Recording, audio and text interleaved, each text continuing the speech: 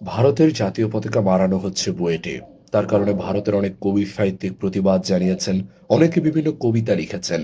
সেই খবরই পড়ছিলাম ফেসবুকের পাতাতে। এখান থেকেই আমার মনে কিছু প্রশ্ন জাগে। এই যে ভারতের জাতীয় পতাকা মাড়ানো হচ্ছে বুয়েটে, এখানে এই যে পতাকাটুকু মাড়ানো হচ্ছে, কাজটা কি ঠিক হচ্ছে? খুব স্বাভাবিকভাবে অনেকে বলে বসতে পারেন ইসকন ইস্যুতে ভারত যে অবস্থান নিয়েছে।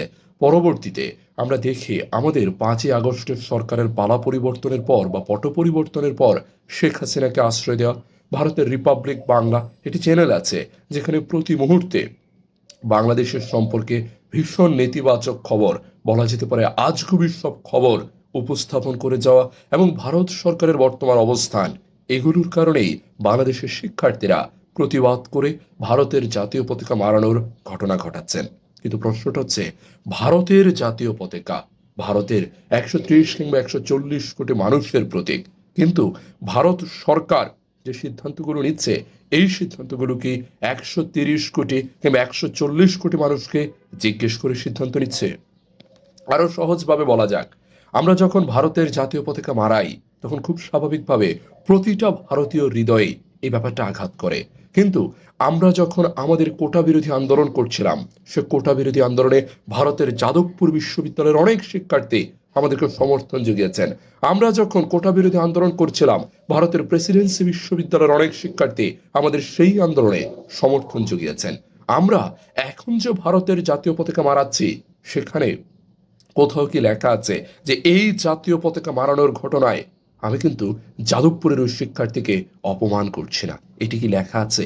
কোথাও কি লেখা আছে আমি ভারতের প্রেসিডেন্সি বিশ্ববিদ্যালয়ে যে শিক্ষার্থী কোটা বিরোধী আন্দোলনে আমাদেরকে সমর্থন জুগিয়েছিল, আমাদের ন্যায়গত সে আন্দোলনে যারা আমাদের পাশে থেকেছিল, আমরা তাদের অপমান করছি না? এটি কি লেখা আছে? উত্তর হচ্ছে লেখা কিন্তু নেই। আমাদের যেসব ভাইয়েরা এই ভারতের জাতীয় পতাকা মারিয়ে যাচ্ছেন, তারা একটা ব্যাপার বুঝতে পারছেন না। আমাদের এই অবস্থানটুকু বা আমাদের বিরুদ্ধে নেতিবাচক অবস্থান নিয়েছে বর্তমান ভারতের বিজেপি সরকার, এবং ভারতের বিজেপি সরকার কিংবা নরেন্দ্র মোদী শাসিত সরকার, তারা বাংলাদেশের বিরুদ্ধে অনেকগুলো অবস্থান নিয়েছে। ওই অবস্থানের আমাদের প্রতিবাদ করা উচিত, ভারতের জাতীয় পতাকার নয়।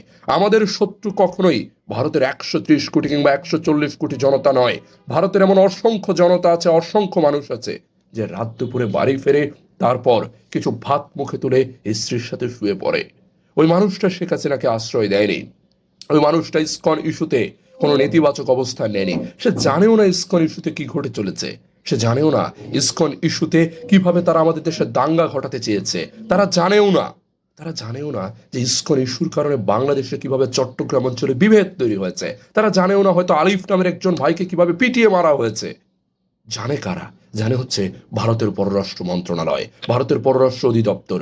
জানে কারা? জানে হচ্ছে ভারতের বিজেপি শাসিত সরকার। জানে কারা? জানে নরেন্দ্র মোদীর মন্ত্রিসভা। ওনারা নেতিবাচক অবস্থান নিয়েছে। আমরা চাইলেই সে মন্ত্রিসভার বিরুদ্ধে কথা বলতে পারি। আমরা চাইলেই সে মন্ত্রিসভার যে সিদ্ধান্তগুলো নেওয়া হচ্ছে সেগুলোর প্রতিবাদ করতে পারি। আমরা চাইলে রিপাবলিক বাংলা যে বাজে বাজে নিউজ করছে সেগুলোর প্রতিবাদ করতে পারি। আমরা চাইলে রঙ্গনা রানাউতরা যেসব উদ্ভট স্ট্যাটাস দিচ্ছেন সেগুলোর প্রতিবাদ করতে পারি।